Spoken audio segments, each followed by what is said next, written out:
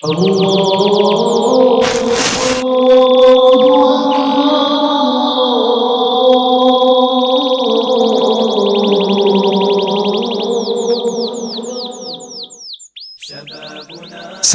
warahmatullahi wabarakatuh. Alhamdulillah, Allahumma sholli ala Sayyidina Muhammad. Pemirsa Dakwah Sulsel, anggaplah Anda punya satu benda, yang benda itu harus digeser dari titik A menuju ke titik B. Maka benda itu setidaknya akan bergeser kalau diberikan dua gaya. Yang pertama adalah gaya dorong dari belakang atau daya tarik dari depan. Salah satu gaya saja yang bekerja sebenarnya sudah cukup untuk membuat benda itu bisa berpindah. Apalagi kalau misalnya dua gaya tadi, gaya tarik dan gaya dorongnya bekerja secara bersamaan, maka perpindahannya akan lebih maksimal. Kurang lebih begitulah proses perubahan yang terjadi dalam diri seorang muslim. Seorang muslim bisa berhijrah dari kemaksiatan menuju kepada ketaatan kalau ada gaya atau ada sesuatu yang mendorongnya keluar dari kemaksiatan dan ada yang menariknya pada ketaatan. Nah, di dalam Al-Quran kita bisa menemukan banyak sekali ayat-ayat yang bercerita tentang dahsyatnya siksa api neraka. Misalnya, kulit penghuni neraka akan hangus terbakar, dan kalau sudah hangus terbakar, akan digantikan lagi dengan kulit yang baru. Begitu terus mereka akan disiksa. Lalu mereka akan diberikan air minum dari air yang mendidih, bahkan dari nanah yang sangat menjijikkan.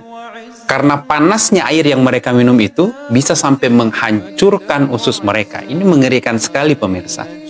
Makanannya dari buah yang namanya buah zakum, yang kalau dimakan itu bisa merobek-robek usus. Nah, seharusnya gambaran tentang kengerian neraka ini cukup untuk memberikan daya dorong kepada kita untuk menjauhi kemaksiatan. Sehingga cukuplah untuk membuat kita bisa lock out dari kemaksiatan. Nah, sebaliknya di dalam Al-Quran juga banyak sekali ayat-ayat yang bercerita tentang kenikmatan surga yang luar biasa. Misalnya cerita tentang surga bisa kita ibaratkan sebagai gaya yang menarik kita pada ketaatan. Di surga kita akan dilayani oleh pelayan-pelayan yang selalu muda. Ada bidadari-bidadari yang terjaga dan mereka tidak pernah disentuh. Kemudian pakaian-pakaian penghuni surga terbuat dari sutra yang halus dan tebal.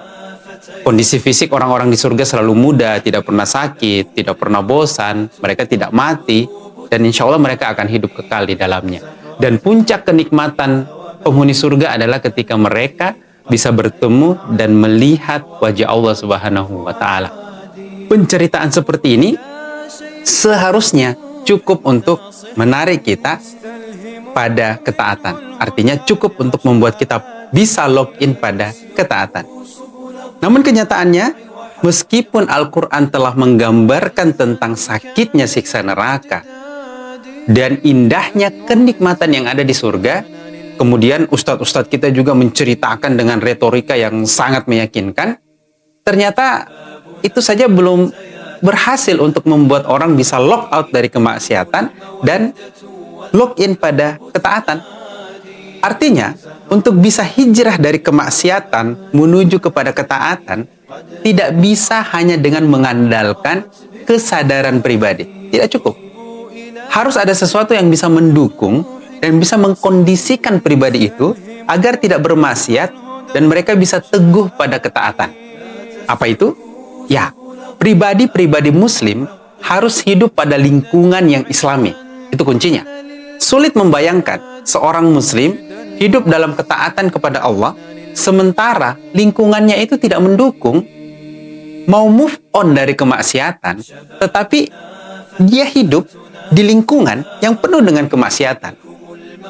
Ibaratnya begini pemirsa, orang yang ingin membersihkan dirinya dari lumpur, tetapi dia masih berada di dalam kubangan lumpur, bagaimana bisa bersih? Nah, lingkungan yang islami ini tidak bisa diciptakan jika tidak dikawal dengan aturan yang islami. Karena sesungguhnya aturan yang islami itulah yang akan menjaga agar lingkungan selalu terselimuti dengan nuansa yang islami. Kita kasih contoh. Misalnya, Islam menghendaki model pergaulan di tengah-tengah masyarakat. Pergaulan yang Islam kehendaki ya tentu pergaulan Islami. Model pergaulan yang mengatur dengan ketat interaksi antara laki-laki dengan perempuan. Sebab kita bisa melihat, maraknya pergaulan bebas hari ini tidak bisa kita pisahkan dari bagaimana interaksi antara laki-laki dengan perempuan yang tidak terjaga. Nah, syariat Islam akan menjaga keharmonisan interaksi antara laki-laki dengan perempuan. Bagaimana kalau misalnya ada yang mencoba melanggar aturan yang sudah dibuat Islam itu? Misalnya ada yang berzina. Maka Islam punya aturan yang tegas untuk para penzina itu. Karena orang yang berzina akan dianggap sebagai orang-orang yang merusak bangunan kehidupan Islam. Makanya karena mereka adalah perusak, maka mereka harus dihukum. Jadi, pemirsa dakwah Sulsel, inilah bukti begitu lengkapnya aturan Islam ini. Islam akan mendorong individu-individu muslim untuk bisa lari menjauh dari kemaksiatan dan bersegera mendekat kepada ketaatan. Di samping itu, Islam juga menuntut terciptanya lingkungan kehidupan yang Islami. Bagaimana caranya? Yaitu tadi, melalui penerapan syariat Islam yang kafah dalam seluruh sendi kehidupan. Kita bisa belajar dari bagaimana berkahnya bulan Ramadan ini. Di bulan ini, orang itu malu-malu untuk melakukan kemaksiatan dan ringan untuk berbuat ketaatan. Mengapa? Karena Ramadan berhasil menghadirkan suasana yang Islami. Tempat-tempat maksiat ditutup. Tapi sayangnya ditutup hanya sementara. Lepas dari bulan Ramadan ya buka lagi. Tugas kita sekarang adalah bagaimana membuat suasana Islami ini yang ada di Ramadan bisa bertahan di bulan-bulan yang lain. Bahkan semoga saja bisa bertahan selamanya. Bagaimana caranya? Tadi caranya, dengan menerapkan syariat Islam yang kafah. Insya Allah dengan penerapan syariat Islam yang kafah, maka keberkahan akan terbuka dari langit dan dari bumi. Walau ahnan ahlul qura amanu wattaqau lafatahna alaihim barakatim minas sama'i wal ard. Seandainya saja penduduk suatu negeri itu beriman dan bertakwa kepadaku, kata Allah, maka akan saya bukakan pintu keberkahan dari langit dan dari bumi. Ayo kita terus perjuangkan syariat Islam agar syariat Islam ini bisa nyata diterapkan di tengah-tengah kehidupan kita secara kafah dalam seluruh aspek kehidupan. Assalamualaikum warahmatullahi wabarakatuh.